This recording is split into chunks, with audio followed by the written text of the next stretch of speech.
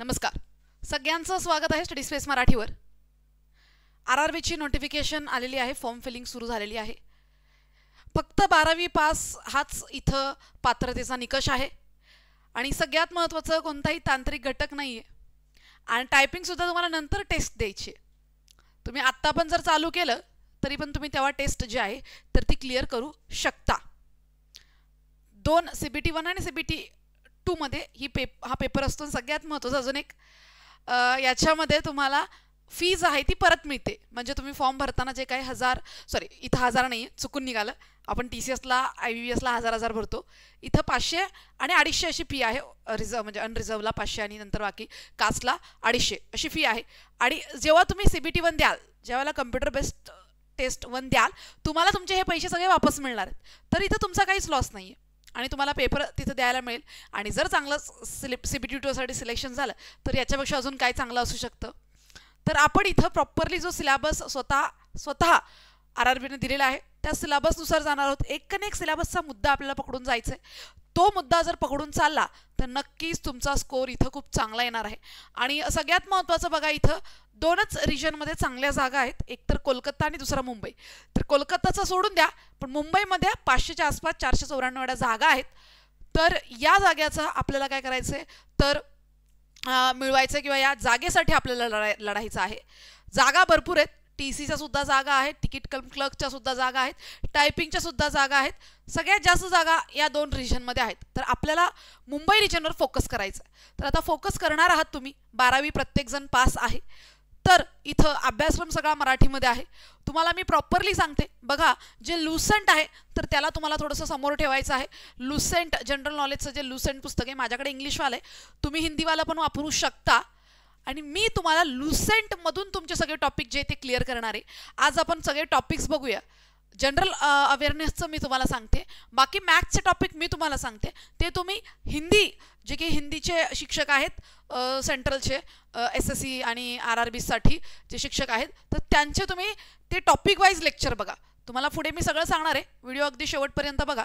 कमी वेळेत भरपूर गोष्टी तुम्हाला इथे सांगेल, जे तुम्ही ॲज एक गाईडलाईन म्हणून समोर ठेवू शकता आणि त्या पद्धतीने पुढचा तुमचा अभ्यास, पुढची तुमची रणनीती आखू शकता.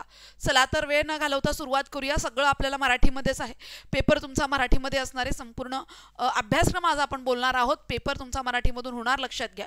जे 12वी पास आहेत त्यांना सुवर्ण संधी आता मिळालेली आहे रेल्वेमध्ये जॉब करण्याची. तर त्याआधी आपण RRB NTPC साठी एक बॅच घेऊन आलेलो, जी फक्त आणि फक्त 250 रुपये, 249 रुपयाची ही बॅच आहे. जनरल अवेअरनेसची फक्त बॅच असणार आहे. लक्षात घ्या, फक्त जनरल अवेअरनेसची बॅच असणार आहे, ज्याच्यामध्ये RRBच्या नवीन सिलेबसनुसार सर्व टॉपिक मी शिकवणार आहे. अगदी नवीन सिलेबस जो तुम्हाला दिलेला आहे, सिलेबस पुढे आपण बोलणार आहोत, त्या सिलेबसनुसार मी शिकवणार आहे. लुसेंट आधारित PDF नोट्स तुम्हाला मिळतील. तुम्हाला लुसेंट घ्यायची गरज नाही. मी तुम्हाला ते सगळे टॉपिक्स देईल अगदी माझ्या नोट्स तयार करून, आणि तुम्ही त्याच वाचायच्यात. लुसेंटमध्ये खूपच भयंकर असं वास्ट आहे, तेवढं आपल्याला करायची गरज नाहीये, बिलकुलच गरज नाहीये. तुम्हाला अगदी जेवढं मोजकं मी देते लुसेंटचं ते, आणि PYQ सुद्धा तुम्हाला सोडवून मिळतील. यूट्यूबवर जर आपण PYQचं लेक्चर घेतलं तर त्याचे सोडवलेले जे नोट्स आहेत तुम्हाला मी बॅचमध्ये टाकून देईल, कारण की त्या नोट्स मी टेलिग्रामला देत नाही, तर त्या बॅचमध्ये टाकून देतील. जे जुने आपले PYQ झालेले आहेत RRBचे, ग्रुप Dचे, NTPC ग्रुप Dचे, तर ते सगळे आपण यूट्यूबवर सोडवणार आहोत आणि ते तुम्हाला मी देणार आहे. तुम्हाला काही शंका असेल तर 7028502170 या नंबरवर तुम्ही व्हॉट्सअपला मेसेज करू शकता. सगळ्यांनी बॅचसाठी study space Marathi application download करायचं आहे. त्या ॲपवर तुम्हाला हे अशा प्रकारे जनरल अवेअरनेसची बॅच दिसणार आहे. ही बॅच तुम्हाला ग्रुप Dला पण कामी येणार आहे. ग्रॅज्युएट लेवलची 8-9 हजारच्या आसपासची भरती आहे, त्याला पण कामी येणार आहे. जे ग्रॅज्युएट लेवलवर भरतात ते पण नॉन टेक्निकल पदं आहेत. आणि ही जी नॉन ग्रॅज्युएट लेवलची आहे 3058 पदं, तर तिथे तर कामीच येणार आहे. अगदी त्या सिलेबसवरच बनवलेली बॅच आहे. तर नक्कीच तुम्हाला याचा खूप जास्त फायदा होणार आहे. लगेच आपण टॉपिककडे वळूया की कोणते कोणते टॉपिक्स तुम्हाला अभ्यासायचे आहेत, आणि आपण या टॉपिकनुसारच जाणार आहोत. लक्षात घ्या, 20 टॉपिक आहेत टोटल, 20 किंवा 22 टॉपिक आहेत, 22 टॉपिक आहेत. तर प्रत्येक टॉपिकवर एव्हरेजली 2 जरी लेक्चर घेऊन चालला तर बघा 44 म्हणजे 44च्या आसपास आपण हे कंप्लीट करणार आहोत. म्हणजे 22च्या आसपास पकड 44च्या आसपास आपलं लेक्चर होतील. 22 टॉपिक आहेत. तर टॉपिक्स बघायला सुरुवात करूया. सगळ्यात पहिले बघा राष्ट्रीय आणि आंतरराष्ट्रीय महत्त्वाच्या चालू घडामोडी. तर चालू घडामोडी तर तुम्हाला करायच्याच आहेत आणि आपण करतोच. तुम्हाला माहिती आहे आपण 6000च्या प्लस चालू घडामोडी दिलेल्या आहेत तुम्हाला. जानेवारी महिन्यापासून 1 जानेवारीपासून सध्या चालू आहे तिथपर्यंत करंट अफेअर तुम्हाला प्रोव्हाइड झालेले आहेत. प्रत्येक महिन्याच्या 500 प्लस करंट अफेअर. याच्या बाहेर करंट अफेअर जाणारच नाही. करंट अफेअर बघा पोरांना आधी पण भरपूर आवडलेत. या बॅचमध्ये सुद्धा तुम्हाला करंट अफेअरच्या नोट्स मिळणार, त्याच्या प्रिंट काढायच्या आणि परीक्षा झाल्यावर येऊन बघायचं की काय आलं होतं का नाही. सगळे सबूत तुमच्या समोर. त्यानंतर आपण इथे बघूया की हे झालं इंग्लिशमध्ये तेच जे तुम्हाला दिलेले. तर राष्ट्रीय आणि महत्त्वाच्या चालू घडामोडी. त्यानंतर क्रीडा खेळ आणि क्रीडामध्ये प्रश्न तुम्हाला जास्त येतात.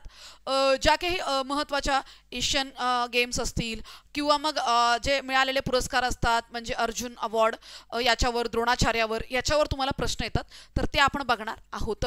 तर करंट अफेअर रिलेटेड आणि जास्त प्रश्न येतात आपल्याला क्रीडा घडामोडीवर. त्यानंतर भारताची कला आणि संस्कृती हे लेक्चर्स आपल्याला ऑलरेडी झालेले आहेत.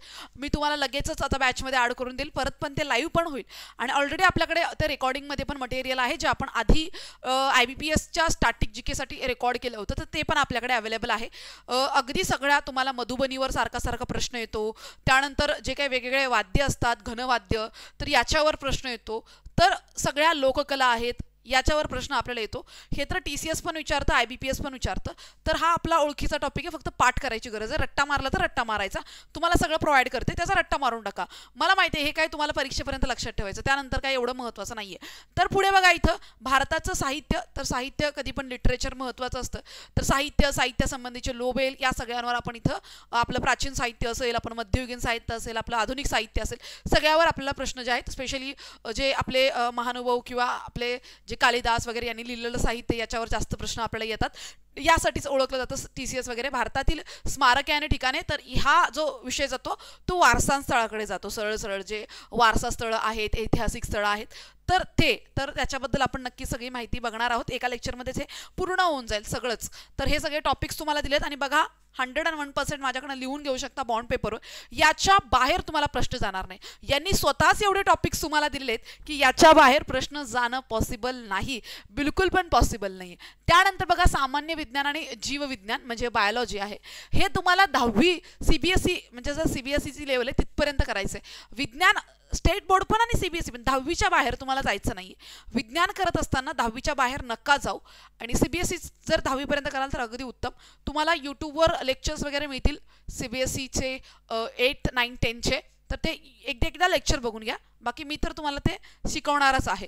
मी तुम्हाला जस्ट अजून तुम्ही काय एक्सप्लोअर करू शकता ते सांगते.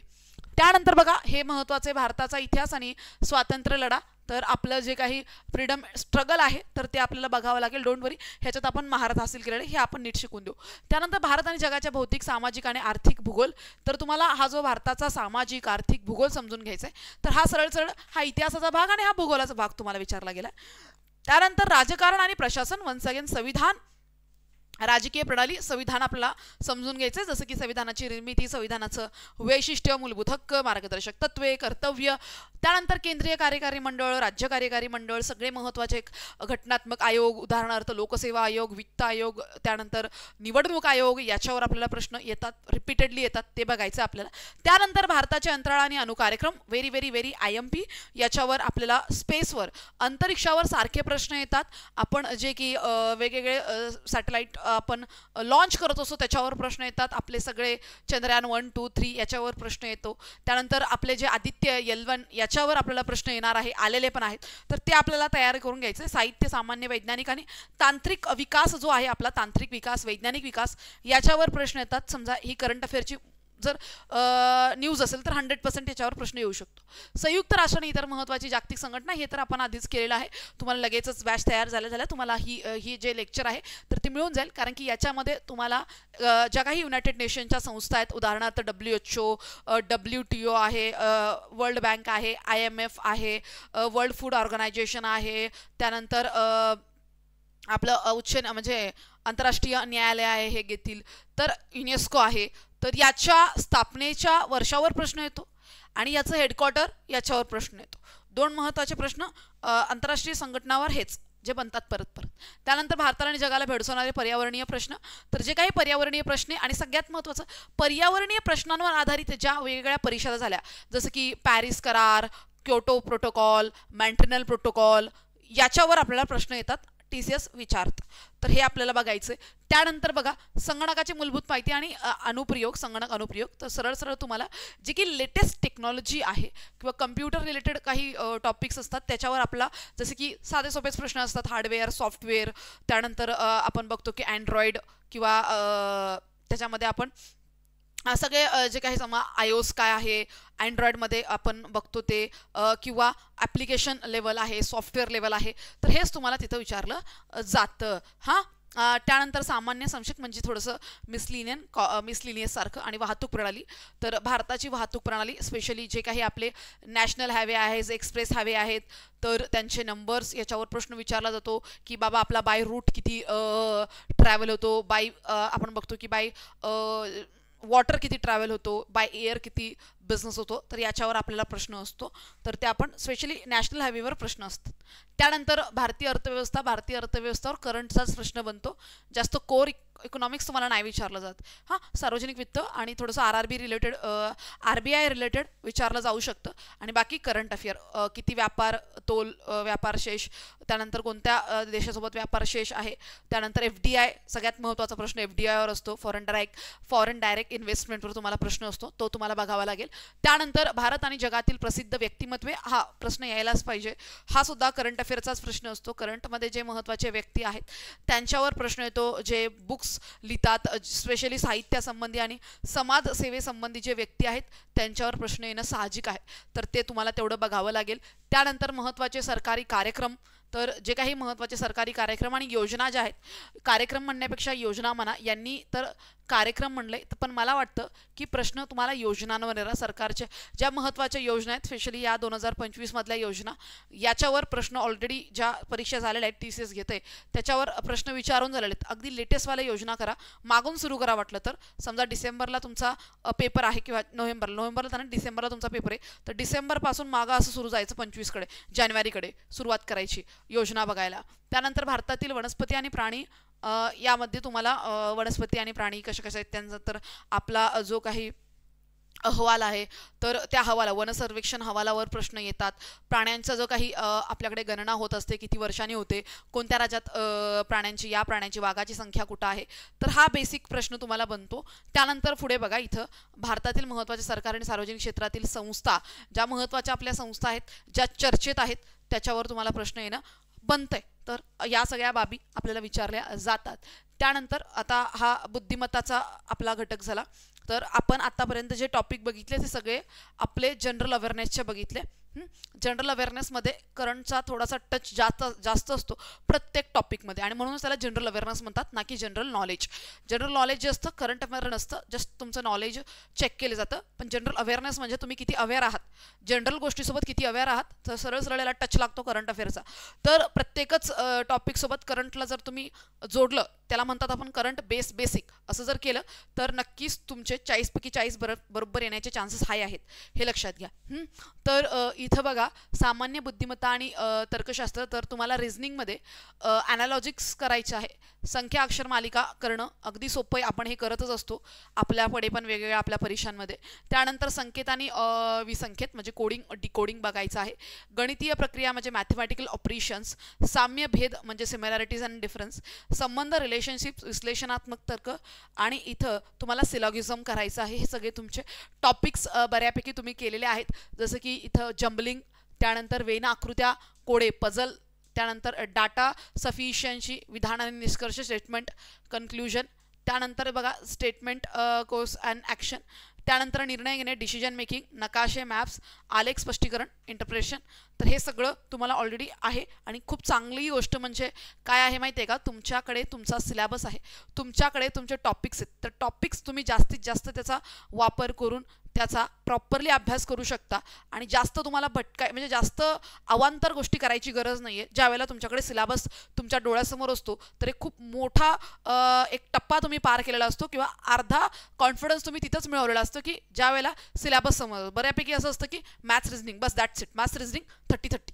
पण असं नाही आहे, तुम्हाला सिलेबस दिले तर सिलेबस खूप चांगलं करा, सिलेबस पहिले पाठ ठेवा तुमच्यासमोर. तर बघा गणित संख्या प्रणाली आहे, दशांश आहे, अपूर्णांक आहे, लसावी मसावी तुम्हाला विचारला जाणार, गुणोत्तर प्रमाण आणि टक्केवारी अगदी सोपे सोपे प्रश्न आहेत किंवा सोपे टॉपिक आहेत जे तुम्ही नॉर्मली सुद्धा गणितामध्ये करत असता. तर क्षेत्रफळ, वेळ आणि काम, वेळ आणि अंतर, खूप हे तेच सरळवाढ चक्रवाढ, नफा तोटा, मूलभूत बीजगणित, मूलभूत आणि त्रिकोणी म्हणजे त्रिकोणमिती आणि मूलभूत सांख्यिकी. तर हे सगळे तुमचे 10वी पर्यंतचे टॉपिक आहेत आणि जे तुम्ही आपल्या वेगवेगळ्या स्पर्धा परीक्षेत करता पण. तर हे टॉपिक सगळे बघून घ्या. ही PDF जी आहे आपल्या टेलिग्राम चॅनल स्टडी स्पेस मराठीवर मी टाकून देते, तिथून तुम्ही सर्वांनी ही PDF डाउनलोड करा आणि तुम्हाला जे जे टॉपिक्स आहेत त्याचे स्क्रीनशॉट मारून तुमच्या वॉलपेपरला ठेवा किंवा तुम्हाला समोर सारखं सारखं दिसेल असं ठेवा. स्वतः पेनाने लिहून काढा जनरल अवेअरनेसचे टॉपिक्स कोणते करायचे, जसे जसे टॉपिक होतील त्याच्यावर टिक करत जावा. तसंच रिझनिंगचं सुद्धा टॉपिक पेनाने लिहून काढा, जसे जसे टॉपिक्स होतील त्याच्यावर टिक करा आणि मॅथ्सचं पण तसंच करा. आणि अशा पद्धतीने सगळे टॉपिक ज्या वेळेला होतील तुम्हाला एक कॉन्फिडन्स येईल. त्यानंतर टेस्ट सोडवा. टेस्टसुद्धा थोडे वेळ मला लागेल, एक 10-15 दिवसाचा वेळ. तुम्हाला टेस्ट पण मी प्रोव्हाइड करते. ज्या वेळेला टेस्ट प्रोव्हाइड कराल एवढा जबरदस्त कॉन्फिडन्स येईल आणि काम पण होतंय, लक्षात घ्या. तर अशा पद्धतीने ही आपली वन्स अगेन बॅच आहे जनरल अवेअरनेसची. जे टॉपिक्स तुम्हाला मी दाखवले फक्त जनरल अवेअरनेस बरं का, मॅथ्स आणि रिझनिंग याच्यामध्ये नाही मिळणार. तुम्ही मॅथ्स रिझनिंगसाठी सेंट्रलचे जे शिक्षक आहेत मोठे मोठे शिक्षक, त्याच्यामध्ये तुम्ही जर बघाल तर टॉपिक्सनुसार सर्च करा. तुम्हाला ज्याचा टॉपिक आवडतोय सगळंचे सगळं एकाकडनंच बघायची गरज नाही आहे. टॉपिकनुसार जावा. टॉपिकनुसार हा टॉपिक तुम्हाला कोणाकडनं चांगला वाटतो मग तो व्हिडिओ सेव्ह करून ठेवा, त्या टॉपिकचा डाउनलोड करून ठेवा आणि नंतर 4-5 वेळा तोच व्हिडिओ बघा. या गोष्टी जर तुम्ही अंमलात आणल्या नक्की तुम्हाला याचा खूप जास्त फायदा होणार आहे, लक्षात घ्या. तर मॅथ्स रिझनिंगसाठी तुम्ही जे शिक्षक ऑलरेडी NTPC RRBला शिकवतात, जे SSCला शिकवतात त्यांचं बघा, कारण की त्यांनी भरपूर वेळ त्या गोष्टी केल्यामुळे त्यांना त्या गोष्टी माहीत आहेत किंवा त्या गोष्टी तुम्हाला चांगल्या पद्धतीने सांगू शकतात. कारण की इथं आपल्याकडे महाराष्ट्रामध्ये तेवढं NTPCचं मी बघितलं, आम्ही पण सर्च करत असतो यूट्यूबवर, तेवढं प्रॉपरली मॅथ्स आणि रिझनिंगसाठी कोणीच, ते सम्स असतात ना मॅथ्स रिझनिंगची गणितं वेगळी असतात RRBची, तर ती समजून सांगणं गरजेचं आहे. तर तुम्ही तिथं फॉलो करू शकता. बाकी जनरल अवेअरनेसला आपण आहोत मराठीमध्ये, अगदी प्रॉपरली तुमचे जे टॉपिक्स तुम्हाला दिलेले आहेत ते टॉपिक्सच मी इथं शिकवणार आहे. त्या टॉपिक एक एक टॉपिक आपल्याला टिक करत करत जायचं. तुम्ही सुद्धा एक लिस्ट बनवा आणि मग माझी सुद्धा लिस्ट बनवा की मॅमने हा टॉपिक शिकवला का, हा टॉपिक शिकवला का, हा टॉपिक शिकवला का, आणि त्याच्यावर टिक करत जावा. आणि मग आपण जेव्हा सगळं होईल मग टेस्टसुद्धा सोडवायची आहे. तर अशा पद्धतीने हा पूर्ण सिलेबस आहे. RRBच्या नवीन सिलेबसच्या आधारावर हे टॉपिक्स आहेत. लुसेंट आधारित PDF तुम्हाला मिळणार आहे, त्या डाउनलोड करू शकता. तुम्हाला काही हरकत असल्यावर कॉल करा. बॅचची फी जी आहे ती फक्त इथं 250 रुपये आहे, लक्षात घ्या. खरं तर त्याची फीस 500 रुपये ठेवायची होती, पण नाही म्हटलं की आपल्याला मुलांपर्यंत जायचं आहे पहिले, फी इथं मॅटर करत नाही. थोडंफार मिळालं आपल्याला बस होऊन जातं, काही जास्तची अपेक्षा नाही आहे. पण मुलांपर्यंत पोहोचणं गरजेचं आहे की महाराष्ट्रातल्या प्रत्येक विद्यार्थी जो की NTPCचा विचार करतोय, RRBचा विचार करतोय, त्याच्यापर्यंत जायचं आहे सध्याला. आपला मुख्य हेतू हा आहे आणि म्हणूनच त्याची फी मी कमी ठेवलेली आहे. तर नक्कीच तुम्ही ॲप डाउनलोड करा आणि तिथं आपण बॅचमध्ये भेटणार आहोत. Thank you so much.